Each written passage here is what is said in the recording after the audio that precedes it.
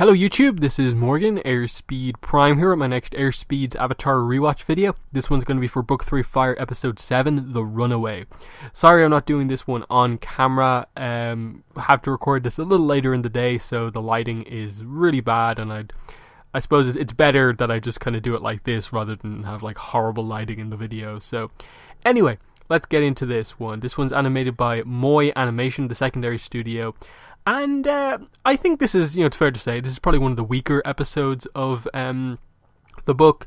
Not that it's in bad or like really in any way bad. It's just, I don't think it has some of the qualities that maybe a lot of the other episodes have.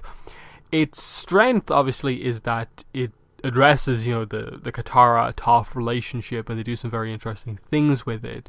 I think much more so than the previous, Katara-Toph episode, which was The Chase. That one I was a bit critical of just because it was a little bit, just clash of personalities and no real what's really behind this more than just like an argument. Here at least they got down to the root of kind of what the issue was between the two of them.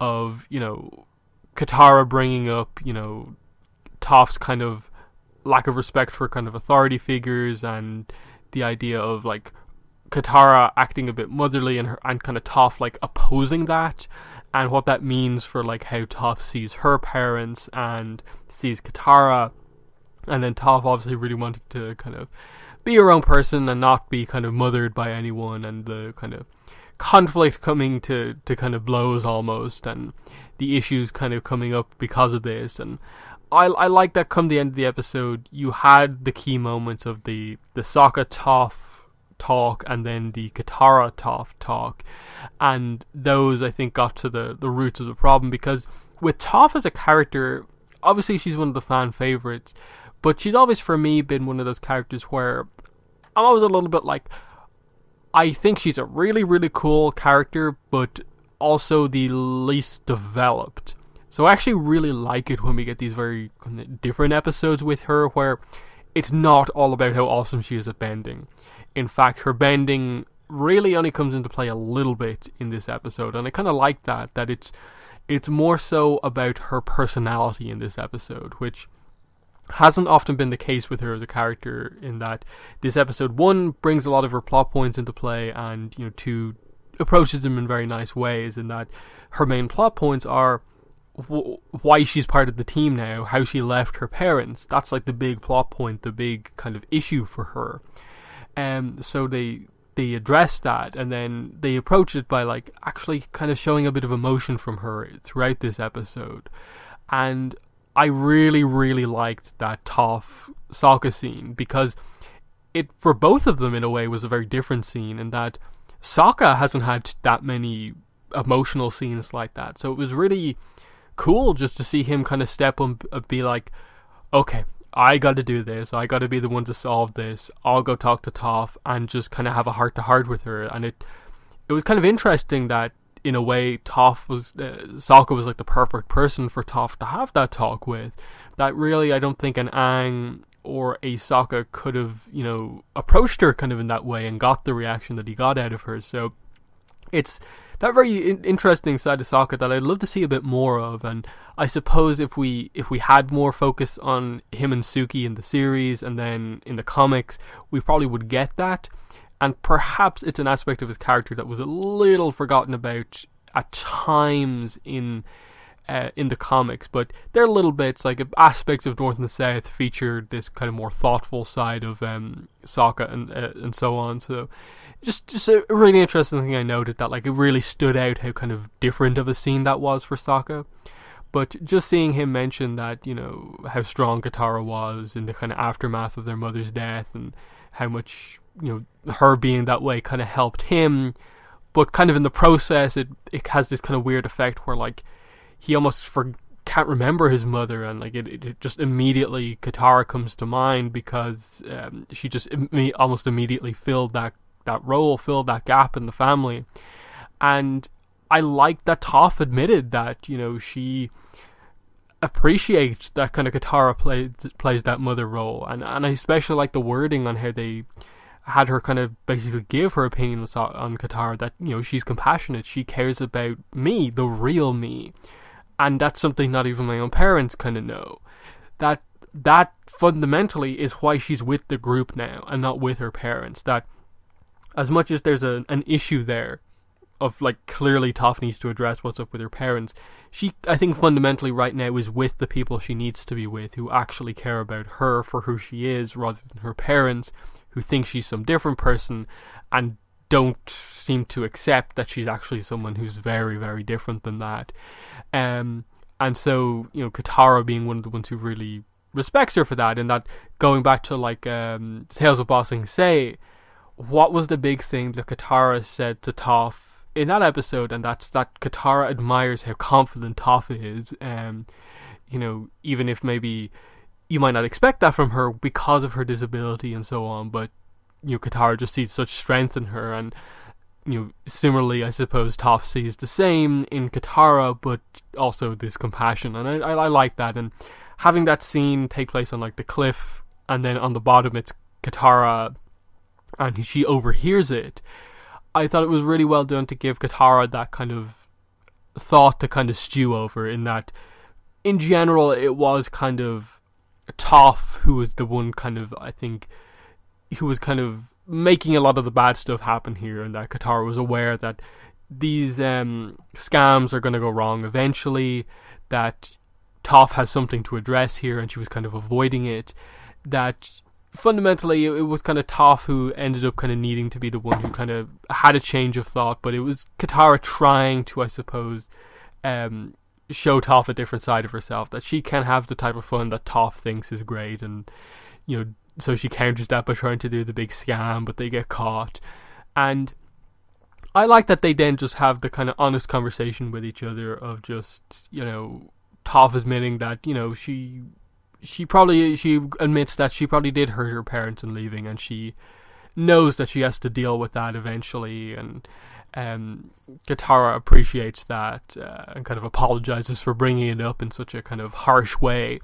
And they just have their, you know, really well written usual, you know, they're, you know, the two characters have an argument. They have that, you know, classic Avatar, you know, compromise kind of reunion over this, and it was well done, as you have the kind of cool moment of Katara making sweat and using that to get water when she didn't actually have any before. So that was good. In addition, obviously, we saw the idea of like the wooden cell to keep Toph in place, which was a cool little thing. And then it's a Combustion Man episode as well. We got to see a bit of him in action as he continues his hunt for the Avatar. For the most part, the fight was just it's your classic Combustion Man fight of just, he has all the power, he hunts them down, they dodge his attacks barely, he gets a slight advantage, but he's not the most subtle or delicate fighter, so technically he's a bit lacking in some aspects. And so he kind of gets himself into trouble by being overly focused on power. So you get the really cool little moment of Toph blocking one of his attacks with a stone wall, kind of firing a stone wall at him, and then him exploding that makes one of the kind of pebbles basically hit him in the forehead, and that blocks his kind of chakra point there, the chi path in that area, and that affects how his psychic firebending, combustion bending actually works. And it kind of blew up right in front of him. Didn't like kill him, but clearly was enough to kind of stun him, allowing our heroes, of course, to escape. It's definitely an episode I put very much on. There's like basically those two key scenes of the Sokka Toph one, and then the Toph Katara scene are like the absolute best ones. But there's nice moments, as I talked about throughout this. I like the scam scenes. It's a really cool montage. I appreciate them not kind of going overly in depth into that they focused on the first one of just the fun of like actually using the fact that Toph is blind, but she's also like the most skilled earthbender in the world, and her scamming people for money. It was a cool thing, and it set up the plot point of obviously now the group actually has a good amount of money, so they can buy all of these supplies to set up, I suppose, why they have stuff going into the invasion. So armor for Appa, why they have all the maps that they need and so on. I suppose where the group gets the materials to make their, invasion outfits and so on. That's the sort of stuff we're talking about here. And it was just a cool episode to introduce that in, that they got all that money from like scamming, street scammers basically in all those games. Beyond that, it's probably one of the most least consequential episodes ultimately, because I don't know if I consider it like a weakness or anything like that, but it always is a bit weird to me how this episode ends with obviously Toph asking Katara to write a letter to her parents, and they send Halky off, and it's never really addressed. Like, it's really weird that plot point is set up here directly in this episode, and it's never within the series alluded to again. And I need to reread the Rift again, but I'm pretty sure the Rift doesn't really mention Toph's letter as well. And even if they do, it's not in a way where it kind of feels like massively important. It kind of just felt like, oh, the letter's out there, but we kind of want to approach fixing this relationship in a different way.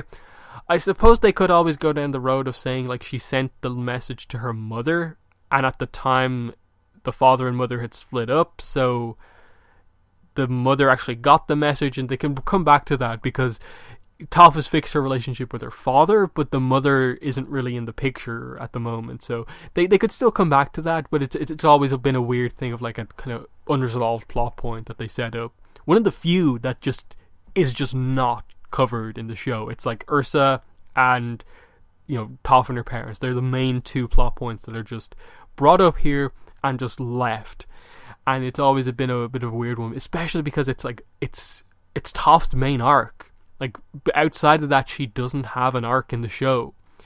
You basically set up the bookmark within this episode of like, we met the character and had her join the group because of an issue with her parents, and you set up within this episode the idea that ultimately the conclusion will be how she resolves that with her parents, and then the series ends without her getting to that point. So it's always been a bit weird for me to have that kind of be present here, but fun episode. I'll use this example a lot, but like it's better than a lot of the similar kind of tone, importance of episodes back from like book 1, in that there's so much more character here, there's so much more fun, they have those really important moments in them, as well as kind of just having it be like we've come to this town, we're going to mess around with like scams and stuff like that.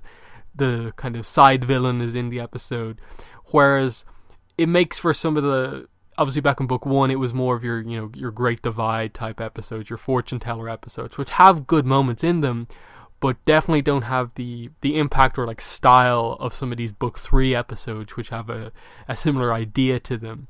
These episodes of the group, Team Avatar, traveling through the Fire Nation, work so well because they haven't been to the Fire Nation. This is the nation they're up against, and so you have all these unique dynamics going on. But the other thing I suppose would be that it's, again, one of those few episodes, I think it's like this and The Headband are like two of the only episodes that don't really cover the Zuko story at all. I think this episode almost could have benefited from actually having a little bit of Zuko stuff going on here. Maybe a little bit of Zuko May to set up that, to focus on that relationship a bit more. And I think just to have a little bit of a reaction episode from Zuko after what he just learned in the previous episode, I'd love to see him just maybe a really quick shot, like under a minute of just him just sitting down or in bed or something like that, just like pondering his thoughts on what he just learned from his uncle the day before, and really considering all these ideas that he has now that he knows all this stuff about himself. It would have been really cool to kind of get just a little thing like that to continue on his story, and not just kind of like have a break between now and when we come back to Zuko's story. But for now, that's been the review for The Runaway. In the comments, let me know what your thoughts are on the episode, as well as what I had to say about it here. But that's been the video. Thanks for watching, and bye.